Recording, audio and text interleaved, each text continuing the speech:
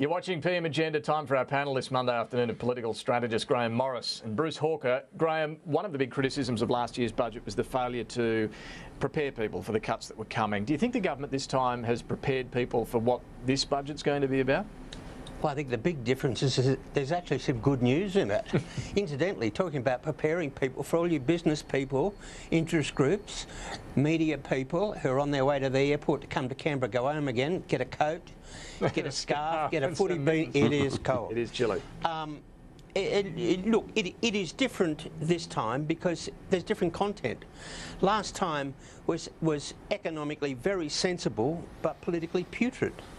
You know, this time there does seem to be some good news for the backbenchers and Liberal colleagues and the Minister and the Prime Minister to sell. Well, that's a big improvement. Yeah, Bruce, would you agree with that this is, a better attempt, certainly even before we get to budget night itself, it is looking brighter for the government?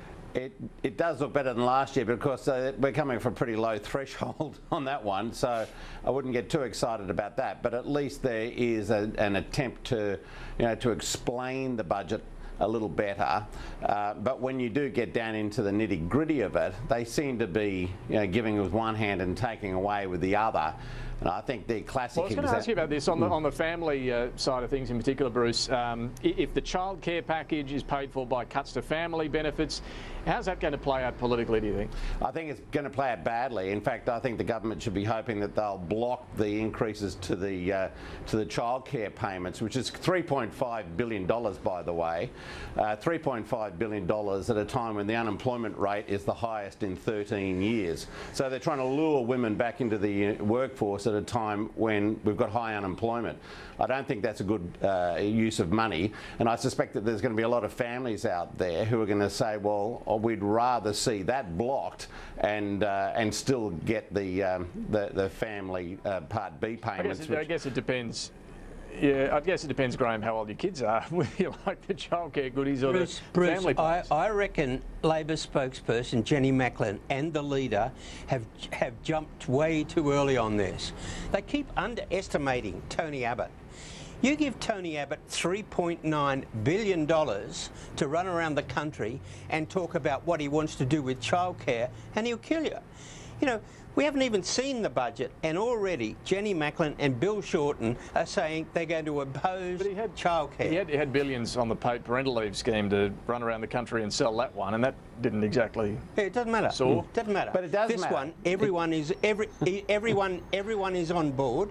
The childcare, I should declare an interest because part of the childcare industry are clients of mine, and they are essentially saying, look, there are a few things at the edges, but we think this is on the right track. Look, I agree, Bruce, to the extent with Grahame that childcare is certainly more productive, putting money into that, than paid parental leave and arguably even family payments as well. It is about whether the unemployment rate has gone up a little bit or not. It is about trying to get parents back into the workforce, helping them to do that. Well, you can see, the good intentions behind it, but it is going to cost $3.5 billion at a time when we've got 6.2% unemployment, the highest since 2002, and it's going to be contingent on the Senate passing those family measures, which were blocked last year and which were very, very unpopular with the electorate. So it's one of these, it's a sort of example of where they could be destroying or could be actually quite a good budget announcement by getting too smart by half when it comes to the measures that they're going to implement to save it. Just, if you're going to spend the $3.5 billion on that, then don't tie it to, passing measures from last year's budget. Right. What do you both think about retirement incomes? Could I suggest that we really should have both the part pension cuts that the government's put forward and the superannuation tax increase for the more wealthy that Labor's put forward, Grahame? Playing with superannuation is very dangerous. We've already seen an entire young generation starting to say, I don't think I want to put any more money into super because mum and dad and grandma got whacked with the GFC and they're anxious. And just playing again, I think, with superannuation, it's just going to make 3 generations very, very uneasy. Look, if somebody comes up with a clever idea and puts it to the next election, may be different.